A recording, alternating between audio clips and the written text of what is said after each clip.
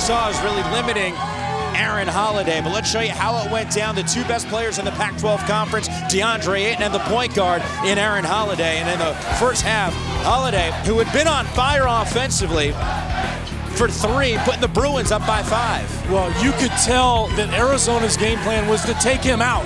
They were going to let other guys shoot it, and Thomas Welsh took advantage of that. Ayton with the big 3, 7.6 rebounds in the first half. How about Raleigh Hawkins getting into the act as well? Little pull-up jumper for him. He had 9. He was 4 of 6 just before halftime. The ensuing UCLA possession, though, needs some big moments. Other than a guy like Holiday, other than Thomas Welsh, Gigi Goleman stepping up with the one-handed flush.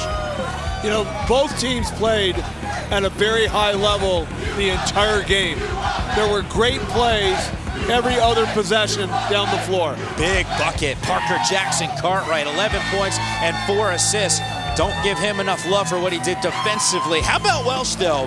4 triples is what he hit against Stanford, keeping that defense honest. He made money tonight. I was just going to say, how high did he go up in that draft, Welsh right? made money tonight. He Getting did. it done against maybe the #1 pick in the NBA draft, and Deandre Ayton, the hook shot for him. He was on fire. 13 of 16 from the floor. More from Ayton. That pull-up jumper so deadly. We saw yesterday, he took that out a little further, maybe about 16, 17. He brought it into about 8 to 10 feet tonight. His touch was amazing. Need a bucket if you're UCLA, and you get one from Holiday. You know, Holiday didn't have his best game, but that's a credit to Parker Jackson Cartwright. Yeah. I thought he did a phenomenal job on the defensive end. Oh, the UCLA point guard all hustling at 15 points in this one. Chris Wilkes, this might be the dunk of the entire tournament so far. His eyes just ballooned when he saw Parker under the basket. Well, you saw that live, Yammer. You said did. Live. It was crazy, much better than in slow-mo. And let me tell you this, the entire arena went silent. A ton of Arizona fans, the UCLA fans, though, they were cheering. Outnumbered, though, inside T-Mobile.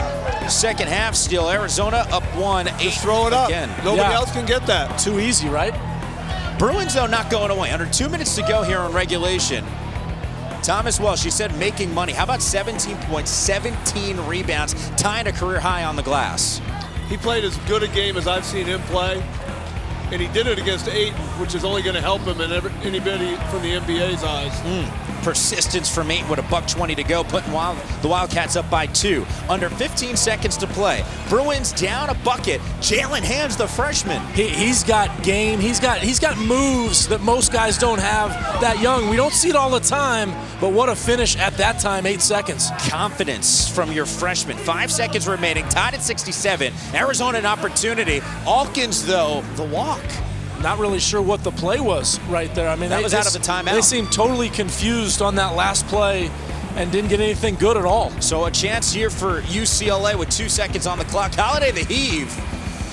Just off the mark. We get a little more basketball, and it was the Deandre Ayton show in the extra session. At one point, it was 8-7, UCLA 0 in overtime. And Arizona's defense stepped up. They held UCLA scoreless in the overtime period.